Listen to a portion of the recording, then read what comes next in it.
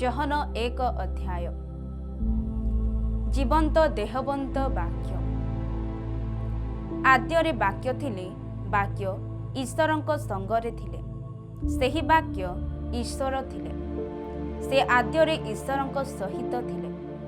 ତାହାଙ୍କ ଦ୍ୱାରା ସମସ୍ତ ସୃଷ୍ଟ ହେଲା, ଆଉ ଯେ ସମସ୍ତ ସୃଷ୍ଟ ହୋଇଅଛି ସେଥିମଧ୍ୟରୁ ଗୋଟିଏ ସୁଦ୍ଧା ତାହାଙ୍କ ବିନା ସୃଷ୍ଟ ହୋଇନାହିଁ। ତାହାଙ୍କଠାରେ ଜୀବନ ଥିଲା ଓ ସେହି ଜୀବନ ମନୁଷ୍ୟମାନଙ୍କର ଜ୍ୟୋତି। ସେହି ଜ୍ୟୋତି ଅନ୍ଧକାରରେ ଜାଜଲ୍ୟମାନ ହୋଇ ଆସୁଅଛି, ଆଉ ଅନ୍ଧକାର ତାହା ଗ୍ରହଣ କରିନାହିଁ। ଈଶ୍ୱରଙ୍କ ନିକଟରୁ ପ୍ରେରିତ ଜଣେ ବ୍ୟକ୍ତି ଉପସ୍ଥିତ ହେଲେ, ତାହାଙ୍କ ନାମ ଜହନ। ସେ ଯେପରି ଜ୍ୟୋତି ବିଷୟରେ ସାକ୍ଷ୍ୟ ଦିଅନ୍ତି, ପୁଣି ତାହାଙ୍କ ଦ୍ୱାରା ସମସ୍ତେ ବିଶ୍ୱାସ କରନ୍ତି, ଏଥିପାଇଁ ସେ ସାକ୍ଷ୍ୟ ଦେବା ନିମନ୍ତେ ଆସିଲେ।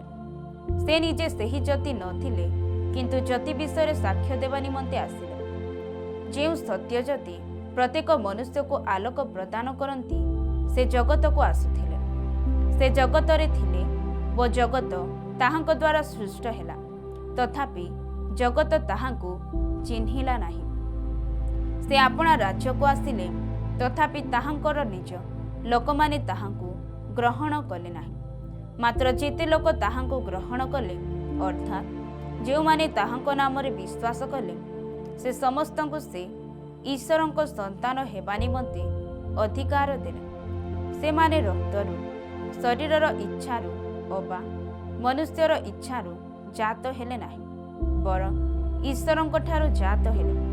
ଆଉ ସେହି ବାକ୍ୟ ଦେହବନ୍ତ ହେଲେ, ପୁଣି ଅନୁଗ୍ରହ ଓ ସତ୍ୟରେ ପରିପୂର୍ଣ୍ଣ ହୋଇ ଆମ୍ଭମାନଙ୍କ ମଧ୍ୟରେ ବାସ କଲେ। ଆଉ ପିତାଙ୍କ ଠାରୁ ଆଗତ ଅଦ୍ୱିତୀୟ ପୁତ୍ରଙ୍କ ମହିମା ସଦୃଶ ଆମ୍ଭେମାନେ ତାହାଙ୍କ ମହିମା ଦେଖିଲୁ। ଜହନ ତାହାଙ୍କ ବିଷୟରେ ସାକ୍ଷ୍ୟ ଦେଇ ଉଚ୍ଚସ୍ୱରରେ କହିଲେ, ଯେ ମୋ ଉତ୍ତାରେ ଆସୁଅଛନ୍ତି, ସେ ମୋହର ଅଗ୍ରଗଣ୍ୟ ହୋଇଅଛନ୍ତି, କାରଣ ସେ ମୋହର ପୂର୍ବରେ ଥିଲେ। ଯାହାଙ୍କ ବିଷୟରେ ମୁଁ ଏହା କହିଥିଲି, ସେ ଏହି। ଏଣୁ ତାହାଙ୍କ ପୂର୍ଣ୍ଣତାରୁ ଆମ୍ଭେମାନେ ସମସ୍ତେ ପ୍ରାପ୍ତ ହୋଇଅଛୁ। ହଁ, ଅନୁଗ୍ରହ ଉପରେ ଅନୁଗ୍ରହ ପ୍ରାପ୍ତ ହୋଇଅଛୁ, କାରଣ ବ୍ୟବସ୍ଥା ମୋଶାଙ୍କ ଦ୍ୱାରା ପ୍ରଦତ୍ତ ହେଲା, କିନ୍ତୁ ଅନୁଗ୍ରହ ଓ ସତ୍ୟ ଯୀଶୁଖ୍ରୀଷ୍ଟଙ୍କ ଦ୍ୱାରା ଉପସ୍ଥିତ ହେଲା। କେହି କେବେ ଈଶ୍ୱରଙ୍କୁ ଦେଖିନାହିଁ, ପିତାଙ୍କ କଳସ୍ଥିତ ଅଦ୍ୱିତୀୟ ପୁତ୍ର ତାହାଙ୍କୁ ପ୍ରକାଶ କଲେ। ବାପ୍ତିଜକ ଜହନଙ୍କ ସାକ୍ଷ୍ୟ। ଆପଣ କିଏ, ଏହା ଜହନଙ୍କୁ ପଚାରିବା ନିମନ୍ତେ ଯିହୁଦୀମାନେ ଯେତେବେଳେ ଜେରୁସାଲେମକୁ ଯାଜକ ଓ ଲେବୀୟମାନଙ୍କୁ ତାହାଙ୍କ ନିକଟକୁ ପଠାଇଲେ, ସେତେବେଳେ ସେ ଏହି ସାକ୍ଷ୍ୟ ଦେଲେ। ସେ ସ୍ୱୀକାର କଲେ, ଅସ୍ୱୀକାର କଲେ ନାହିଁ। ସେ ସ୍ୱୀକାର କଲେ, ମୁଁ ଖ୍ରୀଷ୍ଟ ନୁହେଁ। ସେଥିରେ ସେମାନେ ତାହାଙ୍କୁ ପଚାରିଲେ, ତେବେ କ'ଣ ଆପଣ କ'ଣ ଏଲିୟ? ସେ କହିଲେ, ମୁଁ ନୁହେଁ। ଆପଣ କ'ଣ ସେହି ଭାବବାଦୀ? ସେ ଉତ୍ତର ଦେଲେ, ନା। ସେଥିରେ ସେମାନେ ତାହାଙ୍କୁ କହିଲେ, ଆମ୍ଭମାନଙ୍କୁ ପଠାଇଥିବା ଲୋକଙ୍କୁ ଯେପରି ଉତ୍ତର ଦେଇପାରୁ, ଏଥିସକାଶେ ଆପଣ କିଏ? ଆପଣ ନିଜ ବିଷୟରେ କ'ଣ କହୁଛନ୍ତି? ସେ କହିଲେ, ଯିଶାୟ ଭାବବାଦୀ ଯେପରି କହିଥିଲେ, ମୁଁ ସେହି ପ୍ରକାର ପ୍ରାନ୍ତରରେ ଉଚ୍ଚ ଶବ୍ଦ କରୁଥିବା ଜଣକର ସ୍ୱର, ପ୍ରଭୁଙ୍କ ପଥ ସଳଖ କର। ପୁଣି ଫାରୁସୀମାନଙ୍କ ମଧ୍ୟରୁ କେତେକ ଜଣ ପ୍ରେରିତ ହୋଇଥିଲେ। ସେମାନେ ତାହାଙ୍କୁ ପଚାରିଲେ, ଆପଣ ଯଦି ଖ୍ରୀଷ୍ଟ ବା ଏଲିୟ ବା ସେହି ଭାବବାଦୀ ନୁହନ୍ତି, ତାହାହେଲେ କାହିଁକି ବାପ୍ତିସ୍ମ ଦେଉଅଛନ୍ତି? ଜହନ ସେମାନଙ୍କୁ ଉତ୍ତର ଦେଲେ, ମୁଁ ଜଳରେ ବାପ୍ତିସ୍ମ ଦେଉଅଛି, ଯାହାଙ୍କୁ ତୁମ୍ଭେମାନେ ଜାଣ ନାହିଁ, ସେ ତୁମ୍ଭମାନଙ୍କ ମଧ୍ୟରେ ବିଦ୍ୟମାନ। ସେ ମୋ ଉତ୍ତାରେ ଆସୁଅଛନ୍ତି, ତାହାଙ୍କ ପାଦୁକାର ବନ୍ଧନ ଫିଟାଇବାକୁ ମୁଁ ଯୋଗ୍ୟ ନୁହେଁ। ଜର୍ଦ୍ଦନର ପରପାରସ୍ଥ ଯେଉଁ ବେଥନିଆରେ ଜହନ ବାପ୍ତିସ୍ମ ଦେଉଥିଲେ, ସେହି ସ୍ଥାନରେ ଏହିସବୁ ଘଟିଲା। ଈଶ୍ୱରଙ୍କ ମେଷ ଶାବକ। ତହିଁ ଆର ଦିନ ସେ ଯୀଶୁଙ୍କୁ ନିଜ ପାଖକୁ ଆସୁଥିବା ଦେଖି କହିଲେ, ଏହି ଦେଖ ଈଶ୍ୱରଙ୍କ ମେଷ ଶାବକ, ଯେ ଜଗତର ପାପ ବହି ନେଇ ଯାଇଅଛନ୍ତି। ମୋ ଉତ୍ତାରେ ଯେ ଆସୁଅଛନ୍ତି, ସେ ମୋହର ଅଗ୍ରଗଣ୍ୟ ହୋଇଅଛନ୍ତି, କାରଣ ସେ ମୋହର ପୂର୍ବରେ ଥିଲେ। ଯାହାଙ୍କ ବିଷୟରେ ମୁଁ ଏହା କହିଥିଲି, ସେ ଏହି। ମୁଁ ମଧ୍ୟ ତାହାଙ୍କୁ ଚିହ୍ନି ନଥିଲି, କିନ୍ତୁ ସେ ଯେପରି ଇସ୍ରାଏଲ ନିକଟରେ ପ୍ରକାଶିତ ହୁଅନ୍ତି, ଏଥିସକାଶେ ମୁଁ ଜଳରେ ବାପ୍ତିସ୍ମ ଦେବାକୁ ଆସିଅଛି। ଆଉ ଜହନ ସାକ୍ଷ୍ୟ ଦେଇ କହିଲେ, ମୁଁ ଆତ୍ମାଙ୍କୁ କପଟ ପରି ଆକାଶରୁ ଅବତରଣ କରିବା ଦେଖିଅଛି, ଆଉ ସେ ତାହାଙ୍କ ଉପରେ ଅବସ୍ଥାନ କଲେ। ମୁଁ ମଧ୍ୟ ତାହାଙ୍କୁ ଚିହ୍ନି ନଥିଲି, ମାତ୍ର ଯେ ମୋତେ ଜଳରେ ବାପ୍ତିସ୍ମ ଦେବାକୁ ପଠାଇଲେ, ସେ ମୋତେ କହିଲେ, ଯାହାଙ୍କ ଉପରେ ଆତ୍ମାଙ୍କୁ ଅବତରଣ ଓ ଅବସ୍ଥାନ କରିବା ଦେଖିବ, ଯେ ପବିତ୍ର ଆତ୍ମାରେ ବାପ୍ତିସ୍ମ ଦିଅନ୍ତି, ସେ ସେହି ବ୍ୟକ୍ତି। ଆଉ ମୁଁ ତାହା ଦେଖିଅଛି ଓ ସେ ଈଶ୍ୱରଙ୍କ ପୁତ୍ର ବୋଲି ସାକ୍ଷ୍ୟ ଦେଇଅଛି। ପ୍ରଥମ ଶିଷ୍ୟଙ୍କୁ ଆହ୍ୱାନ। ତହିଁ ଆର ଦିନ ପୁନର୍ବାର ଜହନ ଓ ତାହାଙ୍କ ଶିଷ୍ୟମାନଙ୍କ ମଧ୍ୟରୁ 2 ଜଣ ଠିଆ ହୋଇଥିଲେ। ଆଉ ସେ ଯୀଶୁଙ୍କୁ ସେହି ବାଟ ଦେଇ ଯାଉଥିବା ଦେଖି ତାହାଙ୍କୁ ଏକ ଦୃଷ୍ଟିରେ ଚାହିଁ କହିଲେ, ଏହି ଦେଖ ଈଶ୍ୱରଙ୍କର ମେଷଶାବକ। ସେ 2 ଜଣ ଶିଷ୍ୟ ତାହାଙ୍କ କଥା ଶୁଣି ଯୀଶୁଙ୍କ ପଛେ ପଛେ ଗଲେ। ଯୀଶୁ ବୁଲି ପଡ଼ି ସେମାନଙ୍କୁ ପଛେ ପଛେ ଆସୁଥିବା ଦେଖି ପଚାରିଲେ, ତୁମ୍ଭେମାନେ କ'ଣ ଖୋଜୁଅଛ? ସେମାନେ ତାହାଙ୍କୁ ପଚାରିଲେ, ରାବି। ଅନୁବାଦ କଲେ ଏହାର ଅର୍ଥ ଗୁରୁ, ଆପଣ କେଉଁଠାରେ ରୁହନ୍ତି? ସେ ସେମାନଙ୍କୁ କହିଲେ, ଆସ ଦେଖିବ। ସେଥିରେ ସେମାନେ ଯାଇ ତାହାଙ୍କ ବସା ଦେଖିଲେ, ପୁଣି ସେହି ଦିନ ତାହାଙ୍କ ସାଙ୍ଗରେ ରହିଲେ। ସେତେବେଳେ ସକାଳ ପ୍ରାୟ 10 ଘଣ୍ଟା ହୋଇଥିଲା। ଯେଉଁ 2 ଜଣ ଜହନଙ୍କ କଥା ଶୁଣି ଯୀଶୁଙ୍କ ପଛେ ପଛେ ଯାଇଥିଲେ, ସେମାନଙ୍କ ମଧ୍ୟରୁ ଜଣେ ସିମୋନ ପିତରଙ୍କ ଭାଇ ଆନ୍ଦ୍ରିୟ ଥିଲେ। ସେ ପ୍ରଥମେ ଆପଣା ଭାଇ ସିମୋନଙ୍କ ଦେଖା ପାଇଁ ତାହାଙ୍କୁ କହିଲେ, ଆମ୍ଭେମାନେ ମସିହଙ୍କର, ଅନୁବାଦ କଲେ ଏହି ନାମର ଅର୍ଥ ଖ୍ରୀଷ୍ଟ, ଦେଖା ପାଇଁ ଅଛୁ। ସେ ତାହାଙ୍କୁ ଯୀଶୁଙ୍କ ନିକଟକୁ ଆଣିଲେ। ଯୀଶୁ ତାହାଙ୍କୁ ଏକ ଦୃଷ୍ଟିରେ ଚାହିଁ କହିଲେ, ତୁମ୍ଭେ ଜହନଙ୍କ ପୁତ୍ର ସିମୋନ, ତୁମେ କେଫା, ଅନୁବାଦ କଲେ ଏହାର ଅର୍ଥ ପିତର, ନାମରେ ଖ୍ୟାତ ହେବ। ଫିଲିପ ଓ ନିଥେନିଏଲଙ୍କୁ ଆହ୍ୱାନ।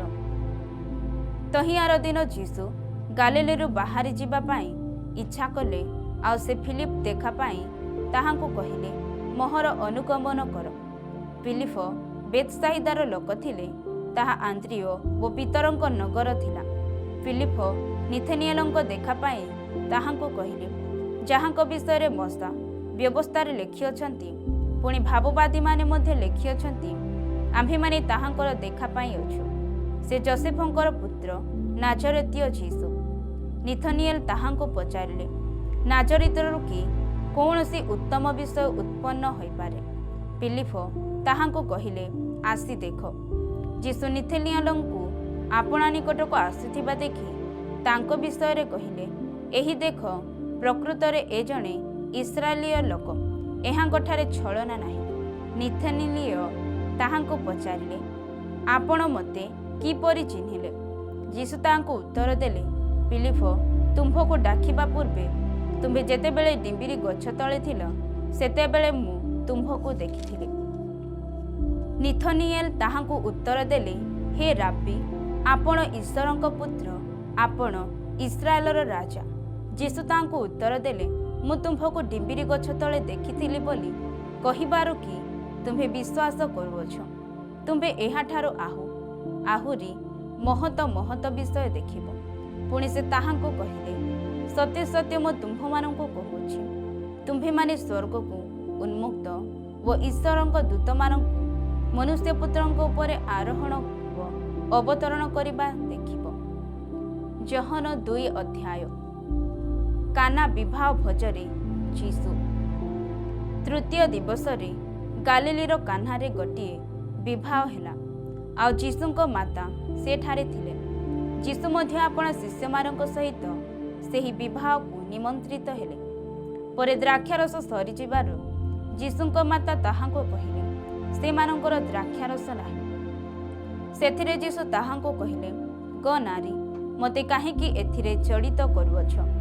ମୋହର ସମୟ ଏପର୍ଯ୍ୟନ୍ତ ଉପସ୍ଥିତ ହୋଇନାହିଁ। ତାହାଙ୍କ ମାତା ପରିଚାରକମାନଙ୍କୁ କହିଲେ, ସେ ତୁମ୍ଭମାନଙ୍କୁ ଯାହା କିଛି କହନ୍ତି ତାହା କର।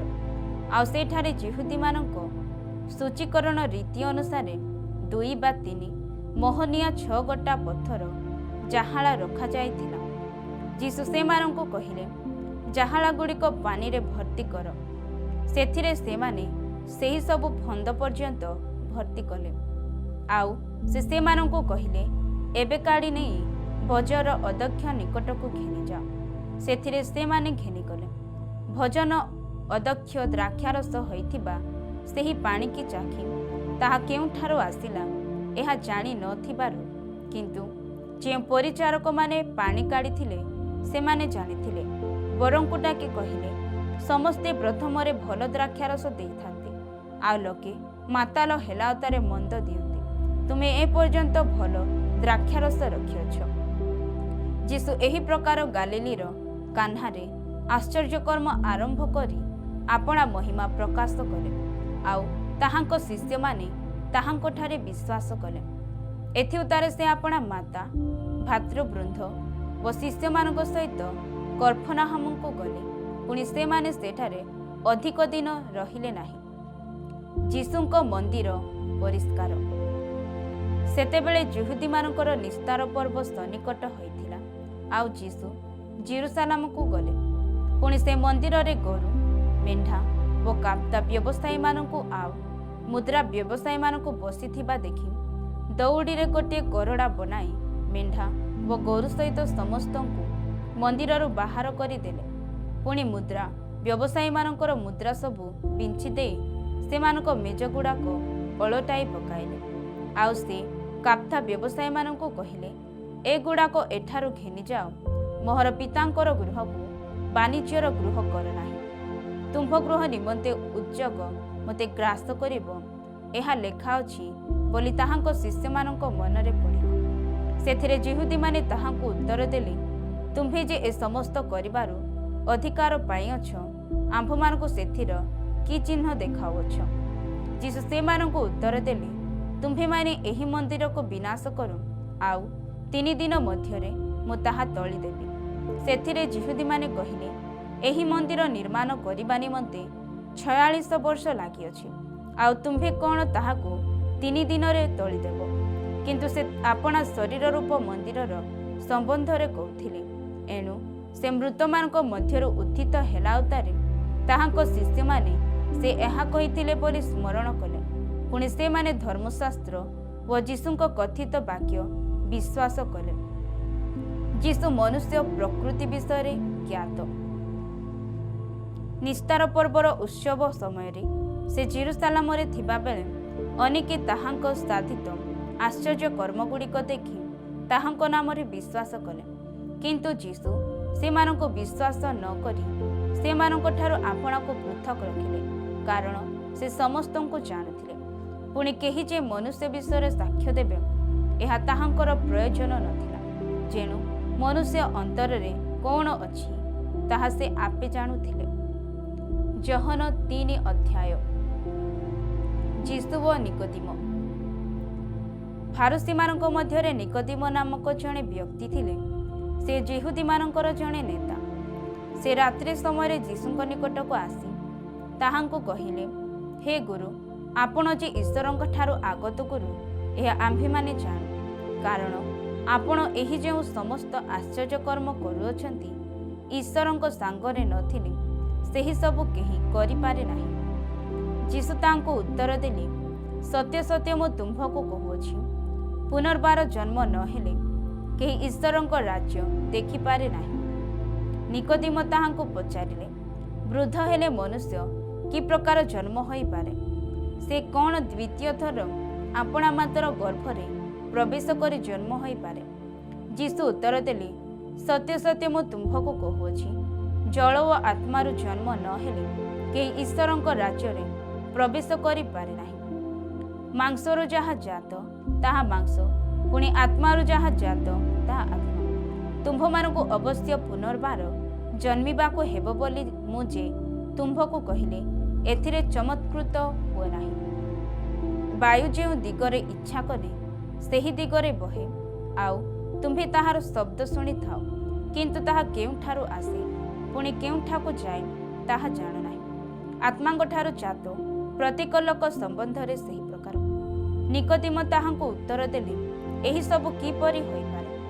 ଯୀଶୁ ତାଙ୍କୁ ଉତ୍ତର ଦେଲେ, ତୁମ୍ଭେ ଇସ୍ରାଏଲର ଜଣେ ଗୁରୁ ହୋଇ ସୁଦ୍ଧା କ'ଣ ଏହି ସବୁ ବୁଝୁନାହ? ମୁଁ ତୁମ୍ଭକୁ ସତ୍ୟ ସତ୍ୟ କହୁଅଛି, ଆମ୍ଭେମାନେ ଯାହା ଜାଣୁ ତାହା କହୁ, ପୁଣି ଯାହା ଦେଖିଅଛୁ ତାହା ବିଷୟରେ ସାକ୍ଷ୍ୟ ଦେଉ, ଆଉ ତୁମ୍ଭେମାନେ ଆମ୍ଭମାନଙ୍କର ସାକ୍ଷ୍ୟ ଗ୍ରହଣ କରୁନାହ। ମୁଁ ତୁମ୍ଭମାନଙ୍କୁ ପାର୍ଥିବ ବିଷୟ କହିଲେ ଯଦି ତୁମ୍ଭେମାନେ ବିଶ୍ୱାସ ନ କର, ତେବେ ତୁମ୍ଭମାନଙ୍କୁ ସ୍ୱର୍ଗୀୟ ବିଷୟ କହିଲେ କିପରି ବିଶ୍ୱାସ କରିବ?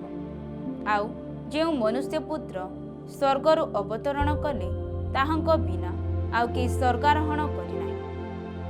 ପୁଣି ମଶା ଯେ ପ୍ରକାର ପ୍ରାନ୍ତରରେ ସର୍ପକୁ ଊର୍ଦ୍ଧ୍ୱକୁ ଉଠାଇଥିଲେ, ମନୁଷ୍ୟ ପୁତ୍ର ଅବଶ୍ୟ ସେହି ପ୍ରକାର ଊର୍ଦ୍ଧ୍ୱକୁ ଉଠାଯିବ।